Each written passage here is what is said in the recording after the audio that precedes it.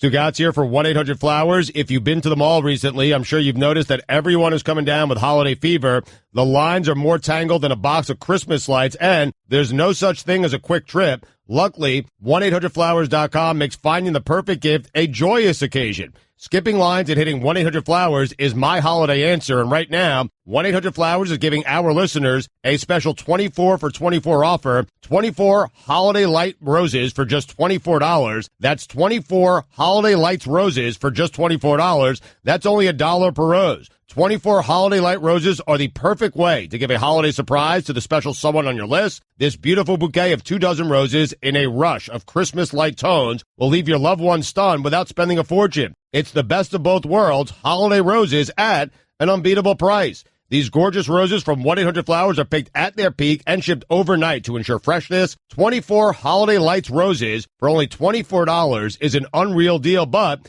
it expires Wednesday. When it comes to meaningful holiday moments, trust in the quality bouquets of 1-800-Flowers.com. To order 24 Holiday Lights Roses for just $24, go to 1-800-Flowers.com/Dan. That's 1-800-Flowers.com/Dan. Hurry, the offer ends Wednesday, so get yours now. With the Citi Double Cash Card, you get 1% cash back when you buy and 1% as you pay. That's like the joy of discovering the last donut. Ooh. And it has your name on it, literally, in chocolate sprinkly things. No way. Double the love with the Citi Double Cash Card. Apply now at Citi.com/doublecash. This is the Dan Le Batard Show with the Stugotz podcast. So, Stugotz, I cannot possibly care any less, could not care any less about an argument or a debate show where we're talking about, does Alabama deserve more than Ohio State? Conference championships don't mean anything. The most entertaining thing for the world is for Alabama to be in the Final Four. This is an entertainment vehicle. All of our systems of measurement in sports are imperfect. This is better than most, but I'd like to make it even better this way. Would anybody have any objection if the committee, with some real power, not this fake power that committee has where it's picking the Final Four, real power, comes out and surprises us yesterday by saying the following? Here's what we're going to do. We're going 5 teams. Clemson gets a bye. We're going to put 5 in this year because we're trying to have the most perfect measurement, like giving the committee real power to do some things. Now, it adds an extra game and there's more money involved and none of it goes to the kids and all of that stuff. But if what you're going for, Alabama's in, and they can make all the arguments that they want about Alabama. Alabama's in because everybody wants Alabama to be in. And you don't think people want Ohio State in? No. I would agree with you if the team on the other side of this argument was a team that maybe wasn't as high profile as Ohio State. But you're thinking people just want Saban and Alabama. Alabama is better. Man, this is a giant money-making vehicle for everyone involved, and it's better if Alabama's involved. Like, this is all, the whole thing is, it is a mythical construct. Everything that we're witnessing here is just this contrivance that's made for us, a charity and an educational .org effort that's not allowed to be profitable, that lives by old rules, doesn't actually pay the employees, but pays the coaches all of the money as CEOs because of the television money involved. All of this is just a playground construct. It doesn't mean anything. We file it under education, but it's just there for our entertainment. All that money exists in college football specifically because of how many of us are going to watch when they play these games. Right. So you have 5 teams. So the committee comes out, says 5 teams, adds an extra game. I think everyone's fine with that. Or you can do a play-in game. No, but I'm saying, I'm sure everyone would be fine with it as an argument. I meant fine with it as a surprise. Oh, I think it would be at noon yesterday that they announced as part of the whole. I think that would be a delightful surprise. But you realize they're already doing a version of that. They're just not doing the most extreme version of it. The fact that there's a Sunday show where you have to tune in to find out who the playoff teams are is as ridiculous as the decision by LeBron James. Like, that you objected to so much. What happened? Think about what I'm saying. Where else does that happen? Where all the games are played? All right, now let's find out who's in the playoffs. College basketball. What is that? It's all for our entertainment. Right, it's awesome entertainment, So if it's going to be all for our entertainment, why don't you make it all for our entertainment? Like, keep going. Give the committee real. If you're going to put Condoleezza Rice on the power committee, give her some real power. Give them the power to be actual judges, to actually do things that would be entertaining. But, like, stop with the nonsense of this is all an amateur construct. It's professional entertainment. filed under amateurism. So just make it as entertaining as possible. You're already abusing the kids. It's already an injustice. You're not going to be made angrier by throwing another team in there and giving somebody a bye. But you want the committee to be able to determine the amount. But this is a year-by-year thing, because I like where you're headed here, where they could determine, hey, you know what? There are only 4 teams worthy this year. You can't add too many games. You can't add too many games. But they have the ability to maybe go up to 5 or 6 teams if they feel like doing that, if they want in a particular special year. Circumstances. Committee rules asterisk. I like it. Why wouldn't you like it? Well, I mean, it's probably not the way to do it. The way to do it is probably to establish, hey, here's how many teams. We're already tuning in on Sunday without knowing who's in the playoffs. We're already doing that. If we're going to do it as spectacle anyway, if it's going to be maximum entertainment, why not? Just stop with the outdated models of, man, why are there still bowls in 2017? Like, I know, they're hanging on to the past and the way they made their money and all those things. The bowls were what was protecting us from a playoff. The bowls had to be included in the playoff so that money wouldn't disappear. If you're already doing that overt a business transaction, what's the next step on it? Like, why are you stopping there? Why wouldn't you push it the way the NFL does towards the greediest possible places? Well, they are, though. They are. It's only a matter of time before the Final Four becomes a Final 8. No doubt. Yep. You can't, to your point, there's several logistical reasons why you can't do a Final 5. That's just stupid. One team has a bye, extra games on one side of the bracket. Doesn't make any sense. Got to go to 8, and we'll get there. There's more money. Why can't it be 5 with Clemson gets a bye? Because a team's got to play extra games potentially. Well, then 2 and 3 get the real reward because they play one fewer game. It doesn't make any sense. It's an odd number of teams. It's bizarre. How could you entertain this? It's the dumbest thing. No, because people are concerned that these players are already playing like they're at the limit of games. So take one regular season game away and add it. But why is this the limit? Alabama's game against Mercer's not the limit, but this is the limit? I have no idea. How am I going to retroactively take a game away, Stugotz? 5 makes no sense. 8, though. That's the number. Ooh, or 6 with 2 buys, and UCF could get in. Dan, that'd be great. UCF should be in, man. All right, let me go back here. 2 wild card teams. Hold on a second. I am so mad. Thank you for bringing up 2 wild cards. That's right. Yes. That's right. No, what I'm saying is asinine, and it's ridiculous. It's also what you would like. It also ignores that we wouldn't be having the same debate about who's number 7 as we are about who's number 5. That's fine, though. But once you get into the 7, it matters less. 4 is such a nice number. It really should be. Really, if you're thinking about it, if you want to limit the number of the games, if you're actually interested in player safety, what the committee should have announced yesterday is 2 teams playing for the championship.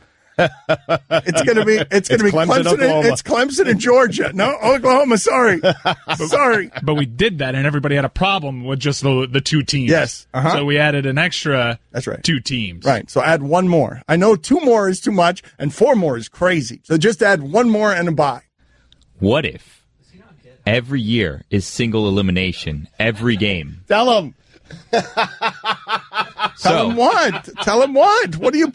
We're doing a radio show here, Stugotz. You're having a whole private show with somebody else. I'm not. Fat Chris, his mic was open. He was trying to explain. We're all trying to explain to you that 5 teams is not right, and he was saying that you don't understand that 5 teams is not right. He doesn't understand the logistical challenge. You need 2 bye teams for it to be fair. Yeah, so you gotta have 6. Right.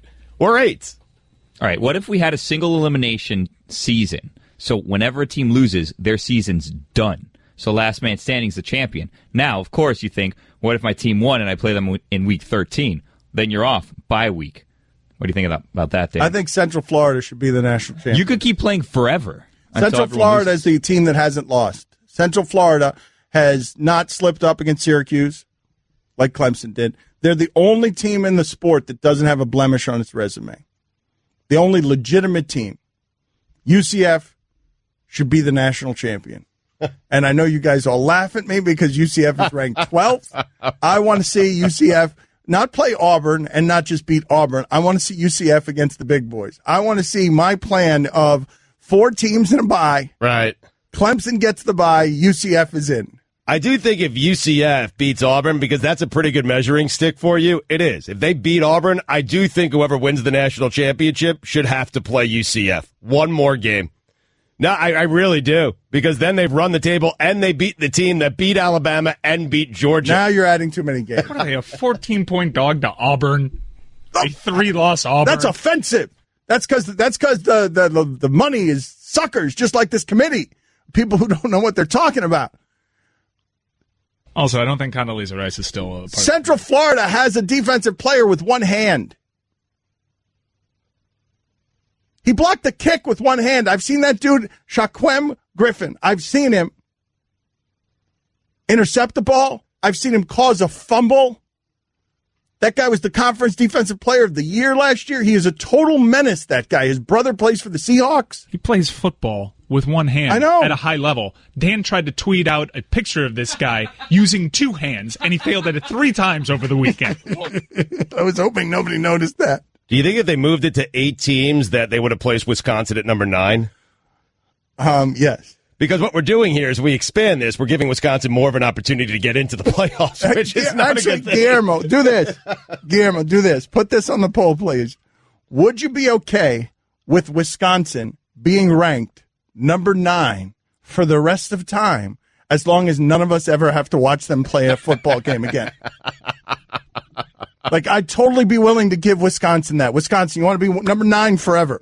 You can be number 9. You can have one win. New Year's Bowl. Every year, you're going to be number 9, but you have to promise me that I never have to watch you play another important game again. Don Le Batard. Stugotz, when we decided to move to South Florida, decided that he was going to move to Neptune.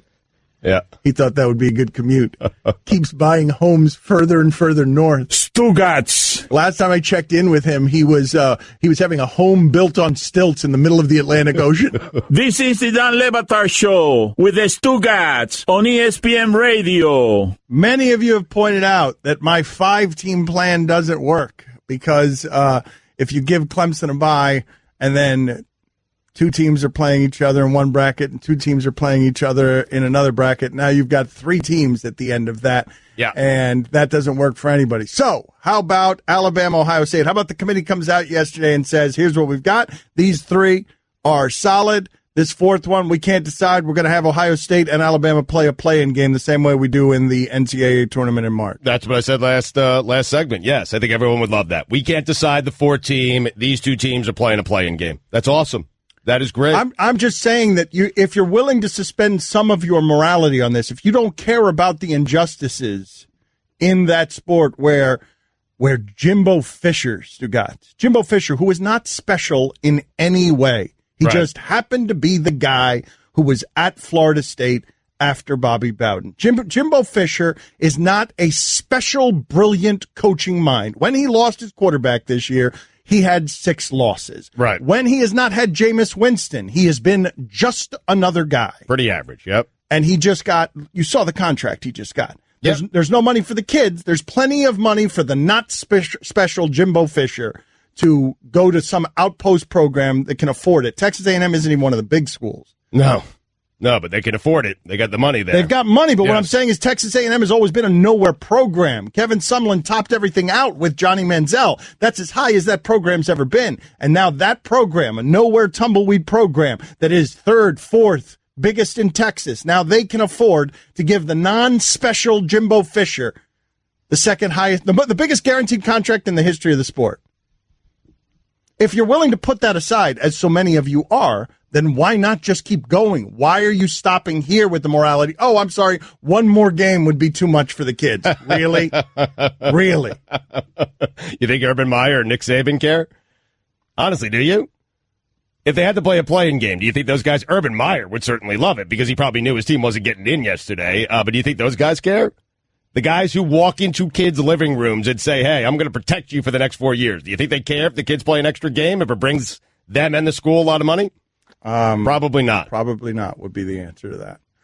And I would just, college football has it figured out better than any of the other sports in terms of how to do accurate measurements. Like right now, if we were applying the college football sensibilities to professional football, who would be your top 4 and what would be the 5th team left out? Would it be the Rams? Would the Rams be the one left out? Who would be your top 4? You'd have the Patriots. You'd have the Eagles. You've had the Vikings, I think, right? And then maybe the Saints or the Steelers. Right, you'd have the Saints and the Steelers. You have the Saints, Steelers, and Rams arguing about whether they're, Ohio State and and Alabama. Or maybe you have a committee that says, hey, listen, I know Jacksonville's 8-4. Some of those other teams are 9-3, but Jacksonville is plus 121. Well, how about this? But how about this one? How about if instead of football, the professional football playoffs, the way they are now, how about if I were to just say to you, how would you feel? Don't you think it would be more accurate?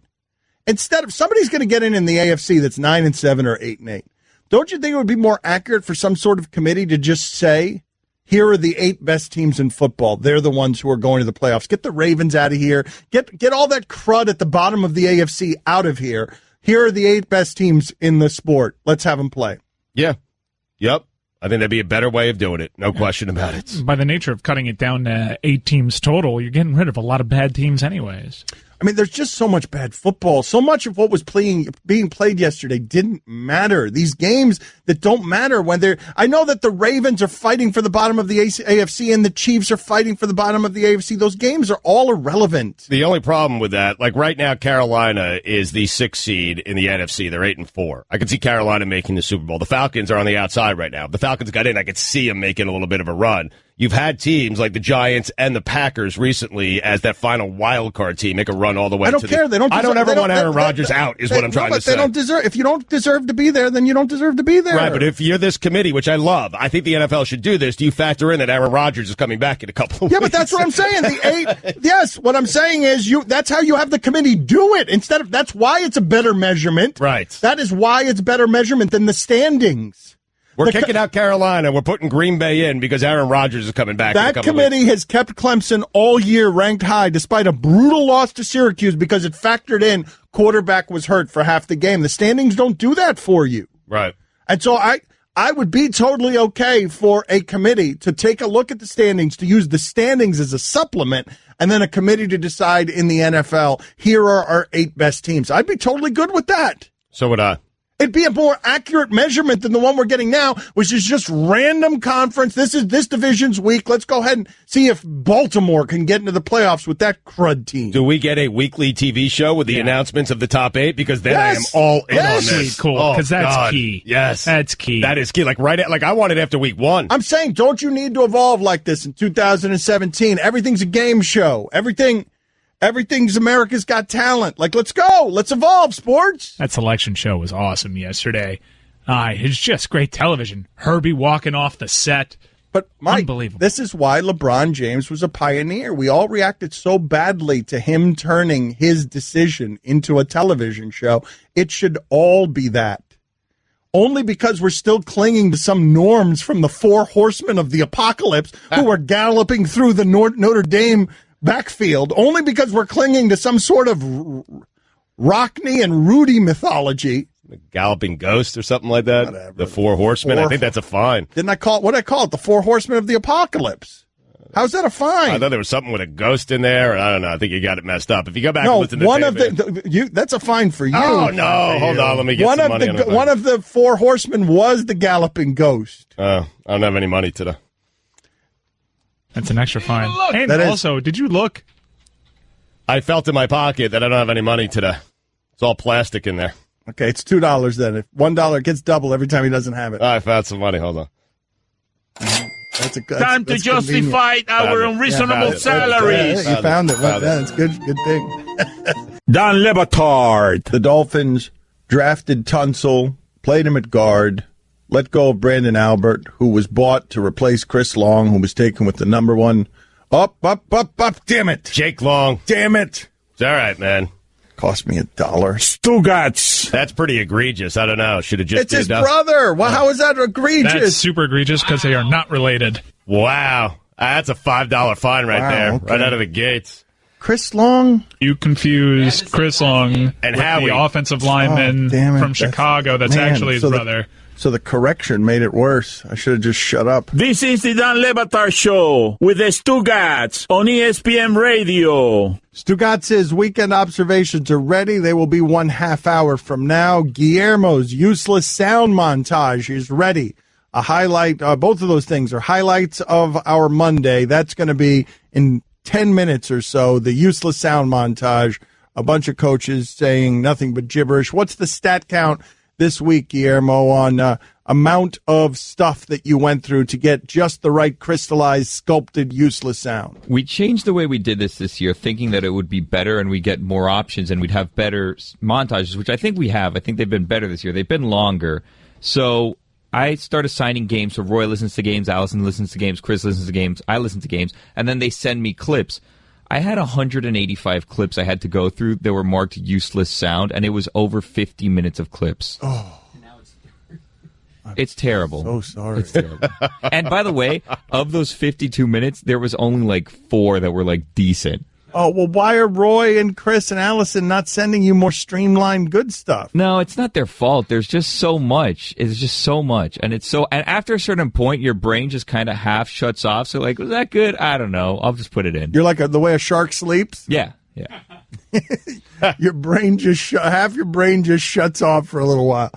All right, in the interim, we've got some not useless sound. This is the Cincinnati coach. Evidently, he had the Cincinnati coach had an issue. Is this? This is Mick Cronin? Oh, Mick Cronin. So it's basketball. Okay. He's got some. Mick Cronin's got some crazy in him, man. No, he does. Like, you can see it in his eyes. Like, Mick Cronin's the kind of guy where if you fight him, he will keep swinging no matter how badly you are beating him down. The fight's never over when you're fighting Mick Cronin. All right, put that on the poll, Guillermo. Is the fight ever over when you're fighting Mick Cronin?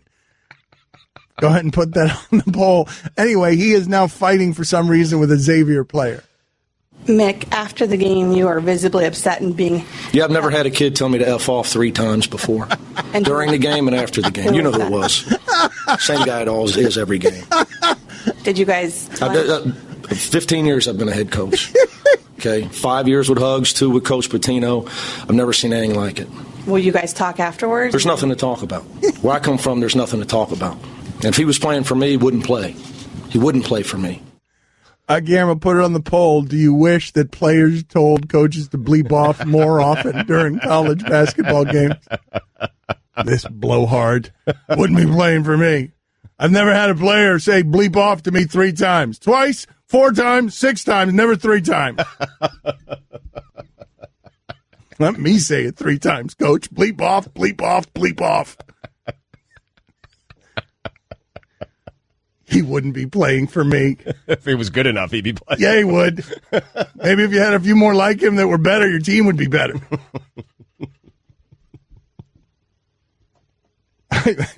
I do want more coaches like that. I miss, who was that kid from Ole Miss? Who was that crazy kid that had no business being in school? That was just, he shot 30%, failed drug tests all over the place, but was just a magnificent showboat. Like, had Marshall Henderson. Thank you. Yes, for some reason I thought Marshall Henderson was Hispanic, even though Marshall Henderson is the least Hispanic name in the history of Hispanic names. Marshall Henderson. Don't you wish? Gosh, I wish there were more college football. North Carolina State's got one like this, Stugotz. They've got a bad boy. NC State has Chubb, a linebacker, and he got punished. Is it Chubb or Chubbs? He got punished because he kept, during a game, taking the quarterback's towel. He kept, after plays, he'd tackle him, and then he'd just take his towel and run to the sidelines. Bradley Chubb, outstanding player. Yeah, he's great, but he's also a bad boy. Like, you guys think Baker Mayfield is a bad boy. No, Bradley Chubb's the bad boy. Baker Mayfield just wears a bandana. Bradley Chubb will take out your kidney with a scalpel. I'm just marveling that you thought Marshall Henderson was Hispanic. I know. I thought for some reason Fort Worth, Texas. I know but it's his look. And the way that he was carrying himself. I thought he was Hispanic. Bradley Chubb, by the way, doesn't know if he's playing in that bowl game because he's got his eyes already set on the NFL. No, but that guy. Not only is he great, it's so rare where you see college football has gone to such great lengths to make everyone feel like Alabama and Penn State, where it's just the uniform and the coach. It's just, it's all that matters is the uniform and the coach. That's how they sell the brand. Penn State doesn't even put the names on the uniform. Right. And I just love the idea of guys having personality in college sports. But these pro dictators, you know how hard it is. It's so hard, Stugotz, because these guys have this absolute power, and so many of them sound like Mick Cronin. Right. Yes. I mean, for the most part, with the exception of very few, they are Mick Cronin. No. All of them. But where did Mick Cronin learn it from? He says in that quote, I was under Huggins for a couple of years at Patino. I mean, that's where it's passed along, right? You're in charge. You're the guy. It's absurd, to be honest with you. It is. Let me hear the sound again of Mick Cronin. Who was the Xavier player, Mike? Like, do we know? I don't even know the result of that game. Who won the game? Was it Xavier or Cincinnati who won that game? It's a senior. His name is J.P. Macora. That is that's the name. And it looks like Xavier won the game 86-79. Allison, can you get me this kid on the phone, please? And I hope that, well, I'm sure the SIDs and everyone else is going to try and scrub him out. And tell him not to curse. Yeah, I want to talk to the kid, see if he's got personality. Does the coach allow him to have personality? I don't think the coach would want him on celebrating this. Well, the Xavier coach said, that's my guy. All right. Yes, that's my guy too now.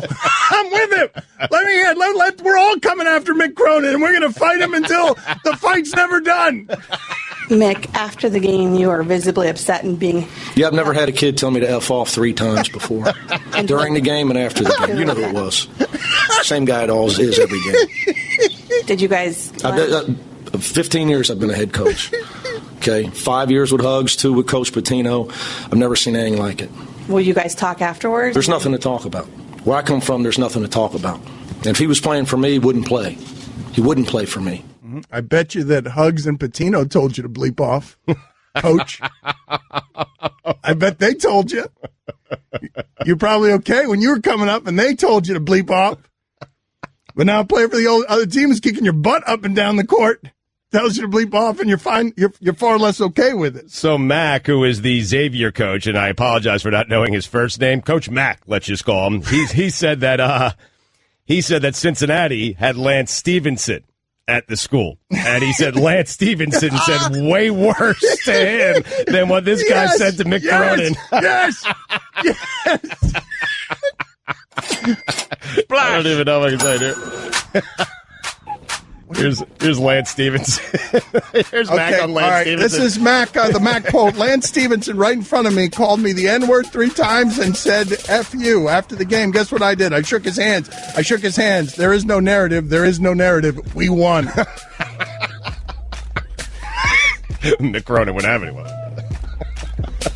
Got scared of that N-word thing, didn't you, Stugotz? I don't know how to handle it. Don Batard. Stugotz lies so much, and he doesn't take inventory of his lies, that even when he's telling the truth, we don't believe him on anything. What's wrong, Stugotz? What are you objecting to? I mean, listen, I've done this to myself, so I'm frustrated at myself. I'm not going to lash out elsewhere because I understand why everyone would think that I was the one who did this. But I am sitting here telling you guys that I did not do it. Stugotz. You absolutely took a bite out of a piece of pizza and put it back with the rest of the pizza.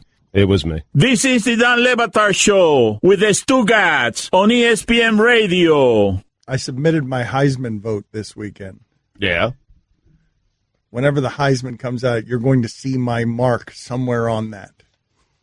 You're going to know how I voted and where I voted once you see what it is. I'm not allowed to tell you. I'm not allowed to say because they'll take away your vote if you say beforehand. But you're going to see my imprint on that thing. Does he play for UCF? Guillermo's Useless Sound Montage is coming up in a second. Guillermo's Useless Sound Montage. But before we get into that, can we hear sound, please, of Geno Smith, the new sheriff in town in New York, after blubbering Eli got pushed out and the blubbering New York media rushed to defend him. Here is Geno Smith ripping a former coach. I did see one of my ex-coaches say he didn't want me to be his quarterback, and that really upset me. You know, the guy that we saved his job 2013, we fought our ass off for him both years, and for him to come out and say that just shows you how much of a coward he is. What coach are you talking about? Rex Ryan. Way to cut right to it, man. Hasn't been holding that in for time now for Guillermo. He's just waiting for nobody asked him. He needed a podium. He needed a loser's podium to stand at and be given a microphone. Let's do Guillermo's Useless Sound Montage, Week 13. Obviously, a lot to clean up, and keep scratching and keep clawing, keep fighting. and go back to work. All of a sudden it's 19-10 and it's right there, and you know, hey, we got to go win it. It wasn't one of those play not to lose, because I think we've all done that. Well, there's plays that you run it, there's plays you throw it. Fought tooth and nail to get back into this one. Thought we were going to go back and win it. I was breathing the whole game. I mean, just like our guys were. We knew it was going to be tough sledding at times. How would you describe what he did? Savage. Just cold-blooded. No matter who gets called up, it's going to be the next guy up. I just was earlier this week thinking, man, if I get an opportunity, man, you got to ride the Bronco one time. Jimmy Graham's one of the best players in the National Football League. He's hotter than ever. Like I always say in NBA Jam, he's heating up. 0-4 is 0-4, but it was a different kind of 0-4. It was a 0-4 that very well could have been a 3-1. This game is a game of inches, so when everything mirrors up, you have games like this. At the end of the day, we did what we had to do to win the game. Well, I think he made a bunch of kicks. I think that was their offense. That was their scoring offense. To make all 5 of them, that's a good day. Again, we got to keep the gas pedal down. I'd never been to an NFL game before I played in the NFL, so it's kind of weird. He's smart. He adjusts to anything. He can solve problems for you. And also, obviously, he can thump. We talk all the time. Run game's my best friend. Experience is still the best teacher. We need to stay together no matter what the noise is outside. Sometimes the noise gets loud. Sometimes it gets loud in another direction. Well, I do everything. Man. I do ice tub, hot tub, cryo, needles, massage. Everything, literally. Yeah, I do. Just with everything. Yeah, I do every type of stretch, yoga. I do everything I can, man, to keep my body ready, to keep my body moving good. I can't really comment on the past because I can't. I'm right now in the present. You never win till you win. He's just a dog, man. He just wants to play football, good or bad. The scoreboard is what the scoreboard is. Eli Manning, one of the great gentleman warriors. The name of the game is winning, and that's all it comes down to. At the end of the day, we had opportunities for turnovers. Josh can run, so you kind of measure it, and then you don't know if he's running really fast or super fast, because he does have a couple of different speeds there. You work and you come to work every day and you play and you compete to win. And that's what we're trying to do, is get number 4 and then get 5 and get 6. And we got 4 left. You had a couple of throws that probably should have been picked off, but they weren't. It's the most important game I've ever played because it's the next game. Nothing different.